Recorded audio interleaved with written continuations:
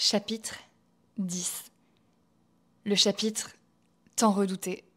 Il y a eu cette pause, alors peut-être que vous écoutez les podcasts d'un trait et que vous n'avez même pas senti la pause. Pour celles qui ont attendu presque un mois avant que l'épisode, le chapitre 10, sorte, il y a eu plusieurs raisons. La première étant que septembre est arrivé, énormément de choses. Je suis rentrée de l'expérience UPW, Unleash Your Power Within, le séminaire de Tony Robbins en Allemagne, c'était juste extraordinaire. Puis il y a eu la rentrée. J'ai lancé un nouveau format qui s'appelle Power Boost. C'est un format en direct tous les mardis. On se retrouve de 20h30 à 21h15 pour 45 minutes. Pourquoi ? Pour vibrer ensemble. Enfin, c'est juste génial, c'est en direct. Et l'intention que je voulais mettre dans ce chapitre-là, c'était pas une intention de performance, puisque j'ai posté un chapitre par jour. Là, j'avais vraiment envie de me poser. J'avais envie de pouvoir prendre le temps, de me laisser le temps. Et la deuxième raison, je voulais m'assurer que certains de mes proches soient au courant de ce qui allait être abordé. Parce qu'il était impensable pour moi que ce soit rapporté par d'autres personnes de leur entourage. Enfin, ouais, je pense que c'était ça le plus important pour moi aussi. Prendre le temps. Je voulais être alignée. Aussi dur que certains mots, certains passages vont être, je suis hyper fière.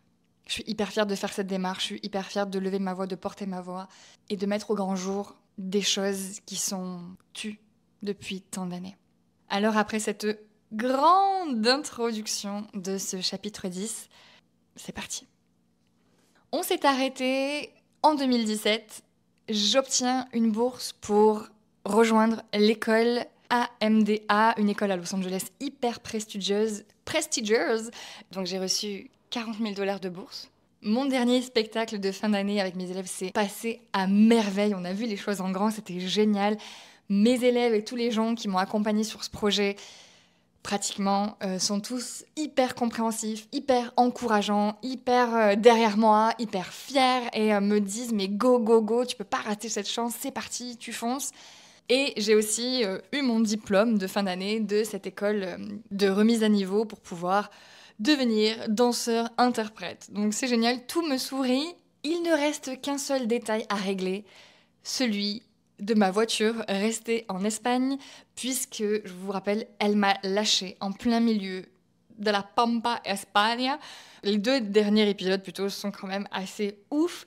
Et si vous ne les avez pas écoutés, je vous invite vraiment à écouter le podcast dans l'ordre. Il y a des épisodes peut-être plus intéressants que d'autres, mais en fait, pour comprendre, sinon, à un moment donné, je pense que tu vas être largué. Je me suis rapprochée de Georges, qui, je vous rappelle, a une maison près de Barcelone, qui vit avec son ex. Et en fait, entamer une relation avec quelqu'un qui vit avec son ex, c'est quand même un red flag, juste extraordinaire. Enfin, il faudrait peut-être remettre ça dans le contexte. Très vite, Georges était avec moi au téléphone très très souvent. Même son ex me mettait en confiance. Il n'y a rien du tout, vraiment. Je peux t'assurer qu'il se passe rien du tout. Enfin, vraiment, je me disais bon bah cool quoi. Je voyais en Georges quelque chose que certains ne voyaient pas. Enfin, c'est ce que mon ego me disait. Mais ça, je l'ai compris que plus tard. Et mon mode infirmière des cœurs s'est activé, bien que quelque chose dans mon corps me disait qu'il y avait un truc bizarre quand même. Mais bon, écoutez, j'y suis. Maintenant vient le moment où je réalise que partir à Los Angeles, dans l'école où j'ai reçu cette bourse, allait être plus compliqué que prévu. En me renseignant un petit peu plus, $40 000, c'était pour un programme sur 4 ans. Donc ça faisait $10 000 de moins par an, ce qui est énorme, sauf quand l'année coûte $47 000. J'avais fait mes calculs, ça m'aurait coûté, avec l'hébergement, etc., sur place, sur le campus, environ $200 000. Enlevé à ça $40 000, ça m'aurait coûté $160 000. J'ai 24 ans, ces sommes-là me semblent astronomiques et je me demande vraiment comment est-ce que je vais réussir à réunir cette somme. Ça me paraît impossible. Surtout que Los Angeles, laissez-moi vous dire que dès que tu poses un pied à l'extérieur de ton logement, tu payes. Voilà, tu payes. tu payes. C'est une ville où il faut avoir quand même un sacré budget pour pouvoir y vivre. D'ailleurs, c'est pour ça qu'ils ont tous 2-3 jobs. Et donc, en tout, ça m'aurait coûté $120 000 les 4 ans. Enfin, pour moi, ça me semblait inatteignable.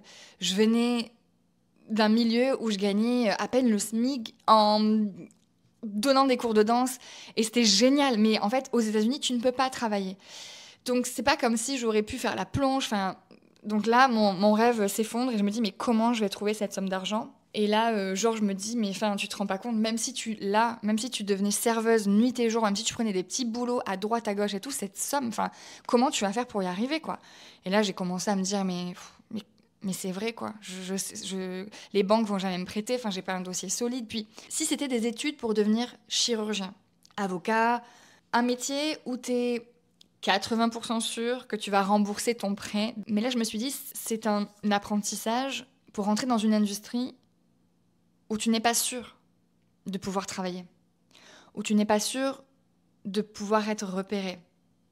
Et en plus, genre, je me disais, non, mais enfin, je sais pas comment, enfin, non, c'est pas possible, mais tu te rends pas compte. Et à la fois, tu vois, lui, il a des affaires qui tournent, etc.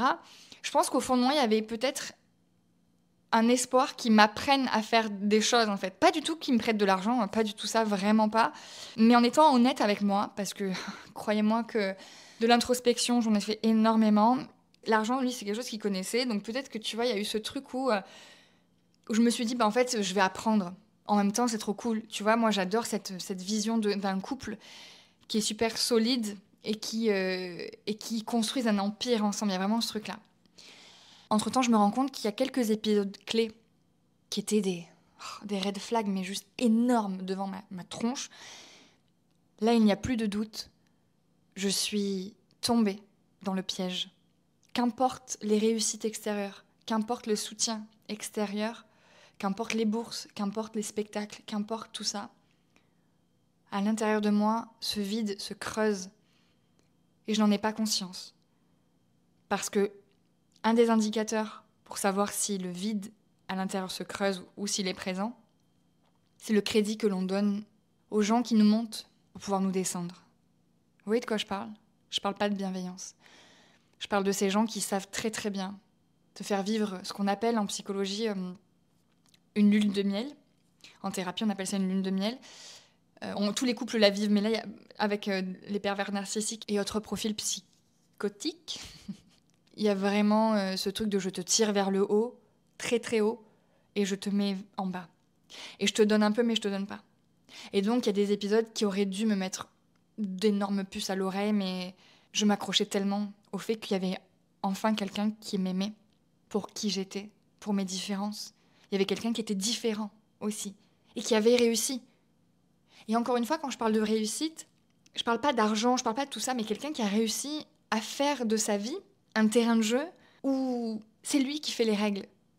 Et moi, c'est ça que je rêvais, de vivre une vie où c'est moi qui fais les règles, où la vie ne m'impose pas ses règles, ce métro, boulot, dodo, toute cette charge mentale et cette charge émotionnelle, parce que c'était écrasant d'envisager un avenir fade, un avenir où je m'éteignais, un avenir où il y avait rien qui me faisait vibrer, un avenir où on me disait « tu comprends pas, c'est pas comme ci, c'est pas comme ça, non ». Vous voyez ce truc-là ? Avoir un job alimentaire, juste pour dire bah, je survis, mais en fait, ça me fait pas vibrer. Toutes ces choses-là, moi, m'écrasaient. Donc évidemment, quand en face de moi, j'avais quelqu'un qui, en plus, me montrait une facette que les autres ne voyaient pas et que je me sentais un peu privilégiée, bah forcément, je suis tombée. Forcément, il y avait cette fragilité. Parce qu'en moi, il y avait cette faille béante de aimez-moi, aimez-moi.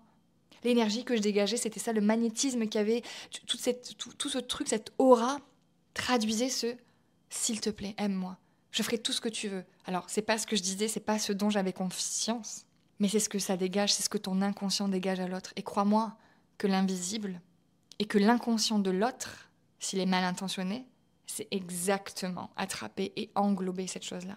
Alors, je vais vous citer quelques signes... Voilà, quelques red flags qui auraient dû me faire fuir. Par exemple, je suis partie en stage de danse et le soir, il y avait un spectacle qui a duré 4 heures. Et j'avais pas mon téléphone, j'étais absorbée. J'avais retrouvé des amis, enfin c'était génial. Je regarde mon téléphone, je crois que j'avais 400 messages. Mais je fais pas la Marseillaise, plus de 400 messages, des vocaux. des messages écrits en me disant que j'étais qu'une pute. Après, non, s'il te plaît, excuse-moi. Tu vois ce truc-là? Non, en fait, t'es la meilleure, je suis désolée, je sais pas pourquoi je te dis ça, mais un épisode, je me souviens me mettre à pleurer. Mes amis me regardent, me disent, mais pourquoi tu fais ça, quoi? Qui c'est ce mec? Ça fait même pas 1 ou 2 mois que c'est avec lui, même pas. Qu'est-ce que c'est que ça? Mais en même temps, enfin, je sais pas comment expliquer, mais ça n'a pas choqué non plus.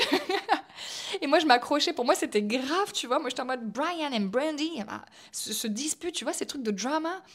En mode non, mais tu comprends pas, mais en fait, mais qui je suis, mais pourquoi il me dit ça, et nanana. Tu vois, c'est là que je parle d'estime, parce que beaucoup ont souligné le fait que dans ce podcast-là, je parle d'une estime de moi catastrophique, je parle de pas confiance, etc.